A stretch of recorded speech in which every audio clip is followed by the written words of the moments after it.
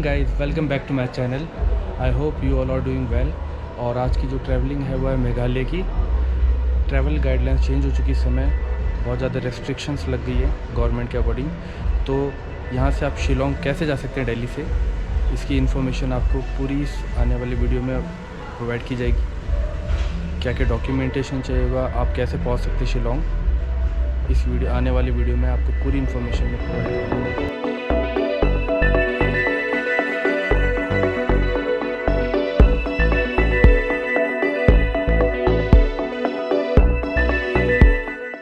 So finally guys 2 घंटे की journey के बाद गुवाहाटी एयरपोर्ट पहुंच चुका हूँ। मैं आपको बताना चाहूँगा कि सबसे पहले तो कोरोना से पहले यहाँ पे टैक्सी फेयर जो थे और अभी जो टैक्सी फेयर है बहुत अंतर हो चुका है। पहले यहाँ पे अगर आप पर्सनल कैब करके जाते थे 2000 चार्ज लेते थे कैब का शिलोंग तक के, और अगर आप शेयर में जाते थे तो 400 से 500 रुपये चार्ज करते थे। बट अभी इन्होंने चार्जेस ऑलमोस्ट डबल कर दिए। अगर आप पर्सनल कैब करके जाते हैं 3000 बोल रहे हैं शिलोंग तक के लिए, और अगर आप शेयरिंग में जाते हैं तो 1000 रुपीज़ बोल रहे हैं। तो बहुत लोगों से यहाँ पे बात की, सब ने चार्जेस ऑलमोस्ट फिक्स करे हुए हैं। तो बार्गेनिंग करते करते 1000 से 700 पे लेकर आया मैं, क्योंकि अभी इतनी हिम्मत नहीं है कि मैं सिटी जा सकूं। क्योंकि अगर आप सिटी से कैब करते हैं या सूमो करते हैं तो सूमो के चार्जेस शायद अलग है। वहाँ पे आपको शायद हो सकता है कि 300 से 400 रुपये में शेयरिंग में आपको सूमो मिल जाए। बट उसके लिए आपको सिटी जाना पड़ेगा, और गर्मी इतनी हो रही है और रात नाइट जर्नी हो गई, पूरी हालत ख़राब हो चुकी है।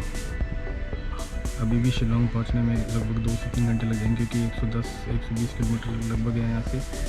हिम्मत नहीं है अभी बिल्कुल भी। तो जैसे तैसे करके 1700 पे बार्गेनिंग करके लेकर आए। ठीक है, हो सकता है कि मैंने 100-200 रुपये ज़्यादा दे रहा हूँ, या हो सकता है कि सही रेट पे, क्योंकि इन्होंने चार्जेस बढ़ा दिए। जितने भी टैक्सी ड्राइवर से मैंने कंफर्म किया वो इससे कम आ ही नहीं रहे। 1000 मिनिमम शेयरिंग में और 3000 पर्सनल कैब लेकर आ रहे हैं। तो अभी तक के तो मैं आपको ये इन्फॉर्मेशन, आगे की इन्फॉर्मेशन और है। गुवाहाटी, दिल्ली से गुवाहाटी या आप कहीं से भी आ रहे हैं, गुवाहाटी एयरपोर्ट पहुँचने के बाद पैसा आप तगड़े फॉर्मेलिटी आपको पूरी करनी पड़ेगी। ये मान के चलिए कि यहाँ आने के बाद आपको कम से कम मान के चलिए कि 1 घंटा तो आपको मिनिमम वेट करना ही पड़ेगा एयरपोर्ट से बाहर निकलते निकलते, अगर आपके पास RT-PCR नेगेटिव रिपोर्ट नहीं है तो। इसकी जानकारी मैं आपको थोड़ी देर में दूंगा कि यहाँ पर क्या क्या फॉर्मेलिटीज़ है, क्या क्या रिक्वायरमेंट है एयरपोर्ट पे और एयरपोर्ट से बाहर निकलने के लिए।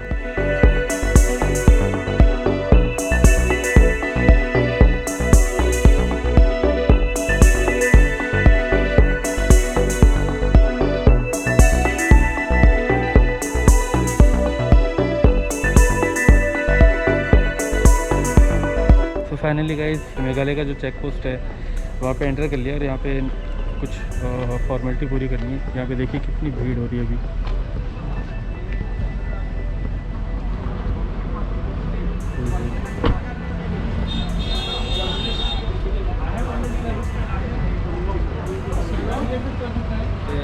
ये हैं यहाँ पे रिपोर्ट्स ले रहे हैं, कोई इंटर स्टेट वाले हैं या कोई ट्रैवलर्स है। यहाँ पे रजिस्ट्रेशन कराना था, यहाँ पे डिटेल्स आपको फिलअप करनी पड़ती है।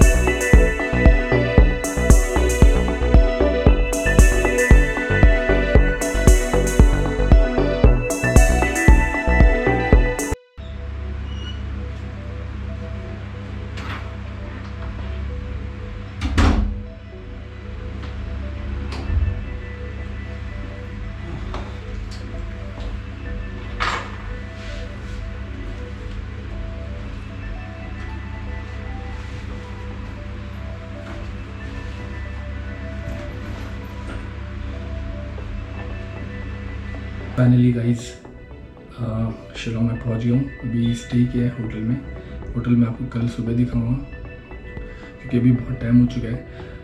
अभी सिर्फ मैं आपको एक इम्पॉर्टेंट अपडेट देना चाहूँगा कि अगर आप मेघालय आ रहे हैं इस पैंडेमिक टाइम में थ्रू गुवाहाटी, तो सबसे पहले आपको एक इम्पॉर्टेंट अपडेट ये है कि अभी गवर्नमेंट ने ट्रैवल गाइडलाइंस पूरी तरह से चेंज कर दी है। अगर आप वाया गुवाहाटी मेघालय आ रहे हैं, सबसे पहले आपको RT-PCR नेगेटिव रिपोर्ट की रिक्वायरमेंट होगी। वो भी उसकी वैलिडिटी 72 आवर्स की होती है, जो कि आपको पता है। अब अगर आप RT-PCR नेगेटिव रिपोर्ट लेकर नहीं आते हैं, गुवाहाटी एयरपोर्ट पे पहुंच जाते हैं आप, तो आपको एयरपोर्ट से बाहर नहीं निकलने दिया जाएगा। अगर आप मेघालय आ रहे हैं या फिर आप किसी दूसरे स्टेट में जा रहे हैं, तो उसके लिए सबसे पहले आपको एयरपोर्ट पे ही कैंप लगा हुआ है, जहाँ पे आपको बहुत लंबी क्यू है। उस क्यू में जा कर के आपको आइडेंटिटी प्रूफ देना पड़ेगा और इसके अलावा वहाँ पे आपको वेट करना पड़ेगा, आपको वहाँ पे टेस्ट करवाना पड़ेगा। ठीक है, अगर आपको टेस्ट करवाना है वहाँ पे वैसे भी फ्री ऑफ कॉस्ट भी होता है और 500 भी चार्जेस था जो वहाँ पे अपडेट दिया था उसके अकॉर्डिंग। ठीक है, तो बट उसके लिए आपको मान के चलिए आप मिनिमम 1-2 घंटे आपके ख़राब हो जाएंगे।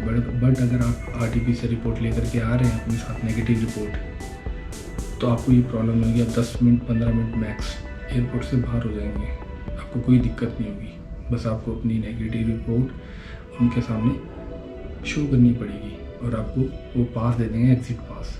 तो जो सिक्योरिटी पे आपकी चेकिंग होगी वहाँ पे आपको बस वो पास शो करना है और पास शो करते ही आपको बाहर जाने दिया जाएगा। मेघालय एंटर करने से पहले जो मेघालय स्टेट का जो चेक पोस्ट है, उस चेक पोस्ट पे भी कुछ फॉर्मेलिटीज़ की रिक्वायरमेंट होती है। फॉर्मेलिटी क्या ज़रूरत होगी? सबसे पहले आपकी आईडी प्रूफ मांगेंगे, चेक करेंगे। उसके बाद आपका RT-PCR नेगेटिव रिपोर्ट की रिक्वायरमेंट होगी, वही 72 आवर्स की वैलिडिटी के साथ में। अगर आपके पास वहाँ पे वो रिपोर्ट नहीं है तो वहीं पे रिपोर्ट आपको टेस्ट करके दे देंगे, जो चार्जेस अभी है एज ऑफ नाउ वो 250 रुपये चार्जेस ले रहे हैं और आपको हाफ एन आवर के अंदर वो रिपोर्ट मिल जाएगी। बट इसमें भी आपका टाइम वेस्ट होगा अगर आपके पास रिपोर्ट नहीं है पहले से, तो इसमें भी आपको प्रॉब्लम होगी। अगर आप किसी भी अदर स्टेट से मेघालय में एंटर कर रहे हैं विदाउट RT-PCR नेगेटिव रिपोर्ट के साथ में आप आ रहे हैं, तो आपको बहुत बड़ी प्रॉब्लम होने वाली, क्योंकि चेक पोस्ट में बहुत लंबी क्यू रहती है। उस क्यू को फॉलो करना पड़ेगा, फिर उसके बाद एक एक करके सबका टेस्ट होता है। टेस्ट होने के बाद आपको रिज़ल्ट का वेट करना पड़ेगा, आपका बहुत टाइम ख़राब होगा। तो मैं यही सजेस्ट करूँगा कि आप मेघालय आ रहे हैं, चाहे आप गुवाहाटी एयरपोर्ट पहुँच रहे हैं, RT-PCR नेगेटिव रिपोर्ट आप लेके चले ताकि आपको कोई प्रॉब्लम ना हो। इसके अलावा ट्रैवल गाइडलाइंस हो चुकी है। मैं ये नहीं बोलूँगा कि आप मेघालय आ रहे हैं या फिर आप असम आ रहे हैं तो आपको रिक्वायरमेंट है। किसी भी आप स्टेट अभी आप जा रहे हैं तो आप पहले उस स्टेट की जो ट्रैवल गाइडलाइंस है एक बार आप चेक कर लें, जिससे आपको प्रॉब्लम ना हो।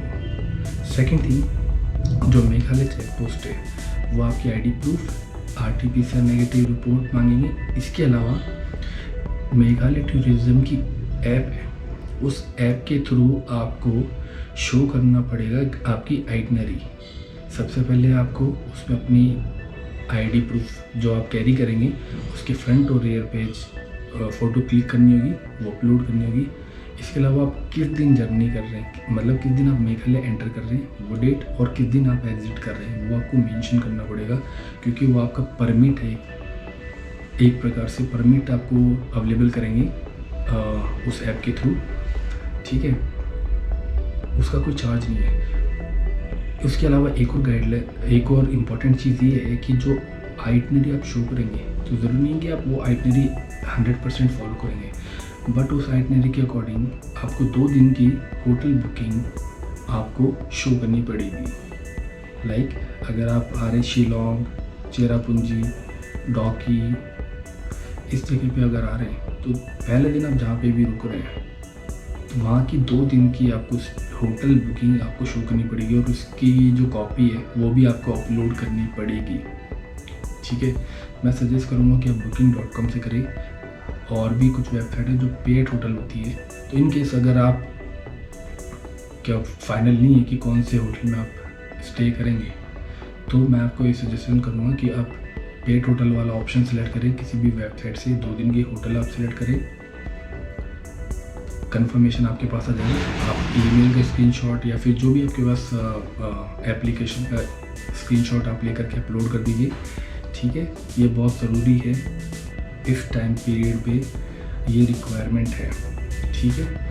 तो ये सबसे ज़्यादा इम्पॉर्टेंट चीज़ है अभी की डेट में। और कुछ भी अपडेट होती है मैं आपको आने वाली वीडियो में शेयर करूँगा, ठीक है। तो आप इस चीज़ का ध्यान रखें कि आप एक बार ट्रैवल गाइडलाइंस ज़रूर से चेक करें किसी भी आप स्टेट में एंटर कर रहे हैं, चाहे कोई भी स्टेट हो, क्योंकि अभी कोविड-19 के चक्कर में बहुत से स्टेट में ट्रैवल गाइडलाइंस चेंज कर दी गई है। चलो ठीक है, मिलते हैं नेक्स्ट वीडियो में, तब तक लिए बाय बाय, टेक केयर।